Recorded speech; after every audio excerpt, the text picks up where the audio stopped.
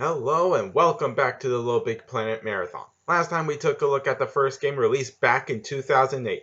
Now we're taking a look at what I consider to be the best Little Big Planet game ever. Little Big Planet 2, released in 2011 for the PlayStation 3.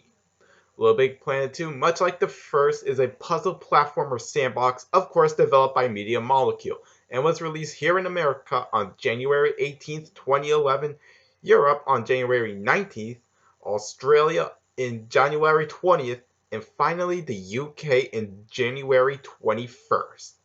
Even though it is a direct sequel to the critically acclaimed 2008 game, it is the third game in the series following the 2009 PSP game. But for now, I'm mainly focusing on the console trilogy. It also supports PlayStation Move, aka Sony's answer to Nintendo's Wii Remote motion control.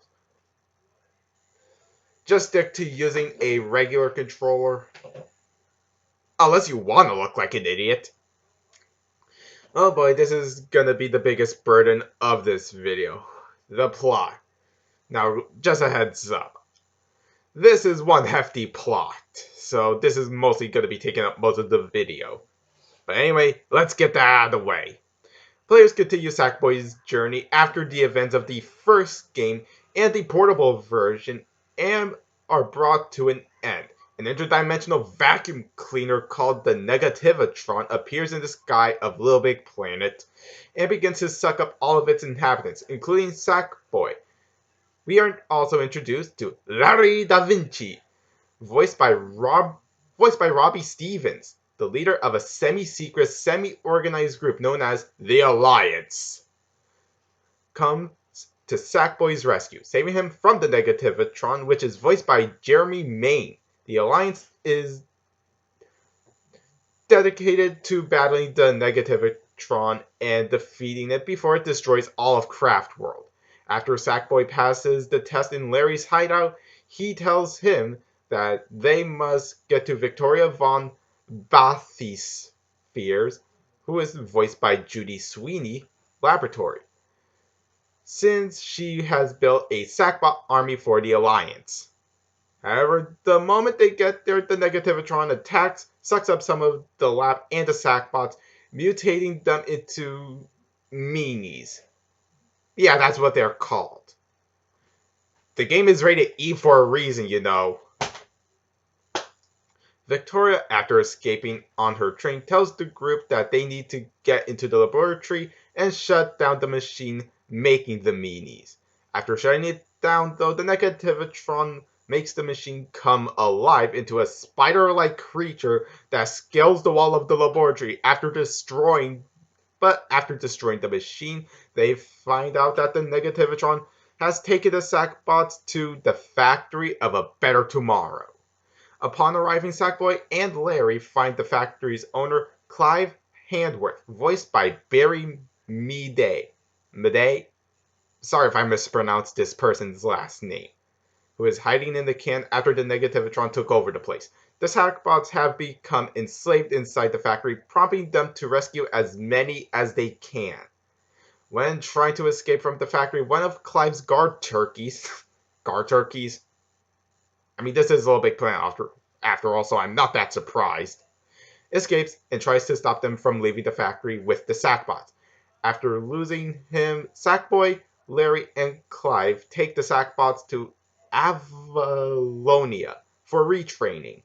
In Avalonia, Avalon Centrifuge, voiced by Colin McFarlane, hope I'm pronouncing all these names right, takes the Sackboy on a training course to learn combat using his machines.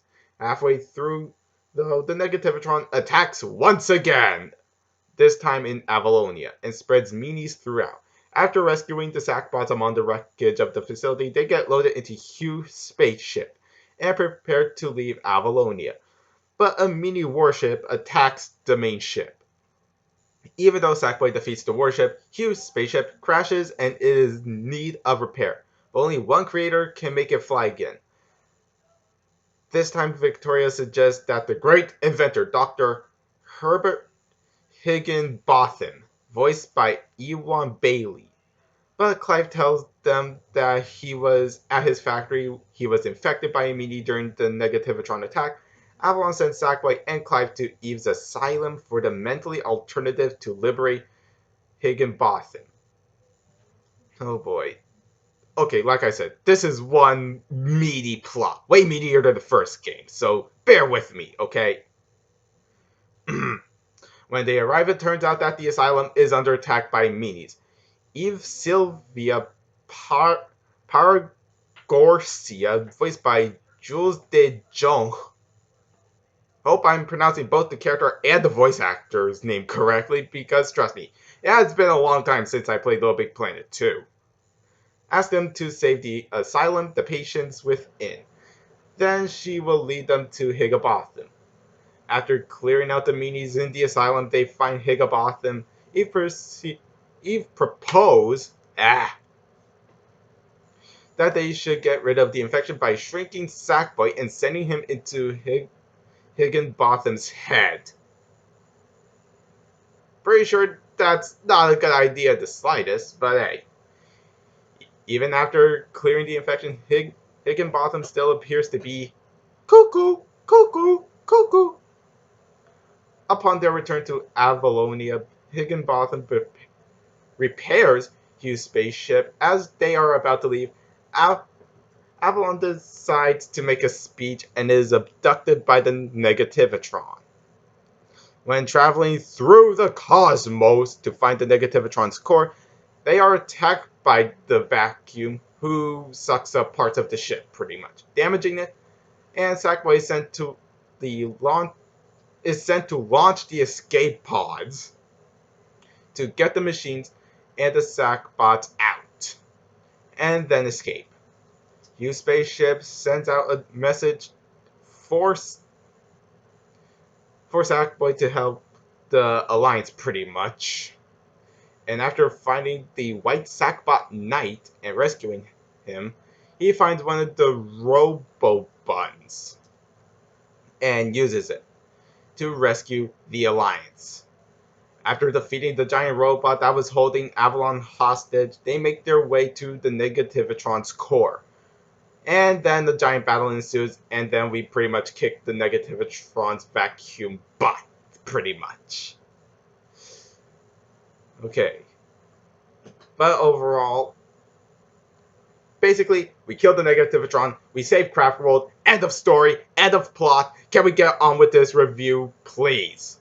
But yeah, that's pretty much it for LittleBigPlanet 2's story. It is way more story-driven at first, and to me, though it does sound like I was nitpicking a whole lot, that was honestly because I was trying to abridge it as much as possible.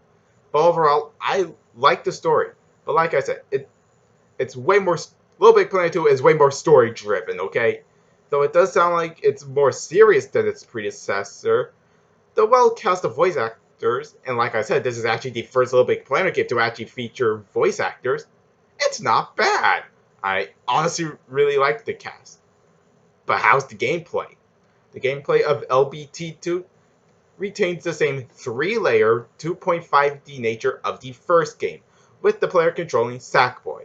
But players are not solely restricted to platforming levels. Now we have other kinds like racing, puzzles, and RPGs. As for what kind of RPG, I think it was either action RPG or turn-based RPG. There are also tons of fantastically made community levels as well. In terms of what channels I can recommend in case you don't have the game for yourself, I suggest going to this channel, XY Clankiller 2, if you don't mind him speaking German. Then again, if you're subscribed to Luigi Kid, you obviously don't mind.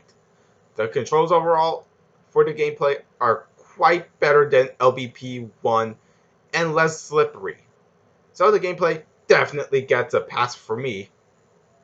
But with all that in mind, retaining the story, gameplay, and community levels, can I still recommend LittleBigPlanet 2? Yes, I do actually. This game is easily what I consider to be the best LittleBigPlanet game ever. Also with the tutorials, Media Molecule made it fun and entertaining. It is with these thoughts I'm giving LittleBigPlanet 2 a perfect score of a 10 out of 10.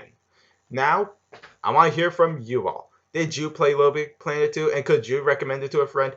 Leave your answers in the comments below. Subscribe to the channel, turn on those notifications, and follow me on social media. Links are down below. I've been Harkit, and I will see you all when I tackle the last game of the console trilogy, LittleBigPlanet 3. Both of them, actually. Until then, take care, everyone.